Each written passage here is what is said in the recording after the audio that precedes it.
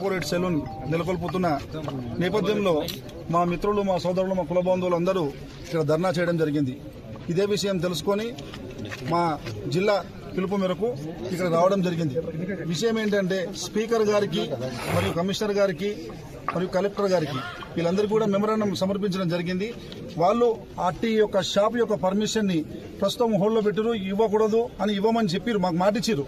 ఒకవేళ మాకు మాట ఇచ్చి కూడా వీళ్ళు విస్మరించి వాళ్లకు కనుక పర్మిషన్ ఇస్తే మేము ఇంతటి వరకు కూడా మేము ప్రభుత్వాలకు కుల వృత్తులు చేసుకుంటూ మా యొక్క క్షౌరశాలలను ప్రచారశాలలుగా ఉండి ప్రభుత్వాలను గెలిపించుకుంటూ మేము ప్రస్తుత పార్టీకి కానీ గతంలో పార్టీకి కానీ మా యొక్క సపోర్ట్ ఇచ్చి మా యొక్క సెలూన్ షాపులను మా యొక్క ప్రచారశాలలుగా వాడి వాళ్ళని గెలిపించినాం.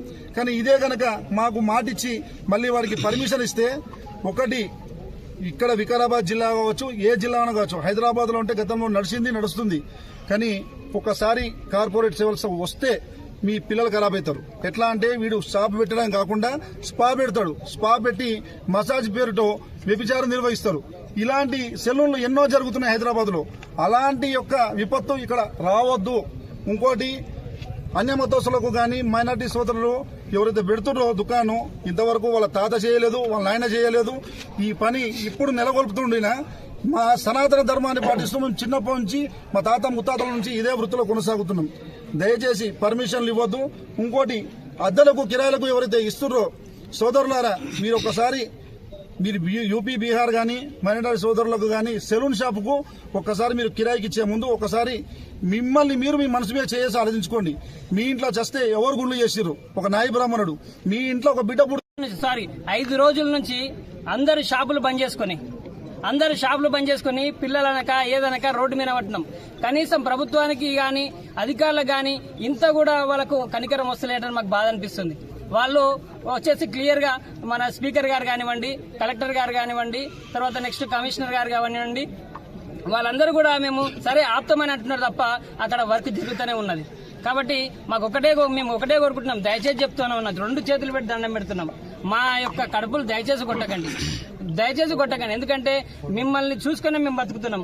ఇవాళ నాడు మా వృత్తిని కనుక మేము అడ్జేస్తే రేపటి నాడు మా బతుకులు రోడ్డున పడిపోతాయి. ఇప్పుడే మేము బాగుపడుతున్నాం. అంతేకాకుండా ఒక మాట చెప్పదలుచుకున్నాం మీ అందరికీ, మీరే చేయాలనా అనే మాట అడుగుతున్నారు. ఇవాళ నాడు గుళ్ళలో కానివ్వండి, లేకపోతే ఎక్కడైనా మందిరం ఎక్కడైనా చూడండి, బయట ఎవరు పుట్టెనిక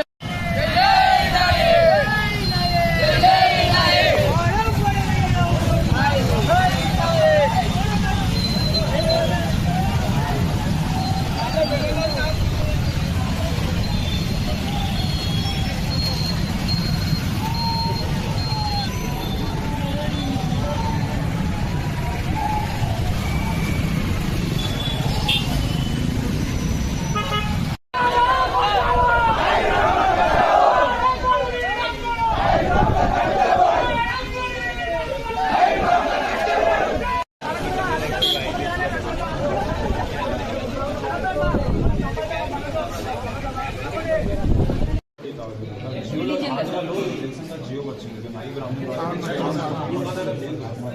వాట్ ఇస్ ద రూల్స్? నేను కూడా మాట్లాడలేదు.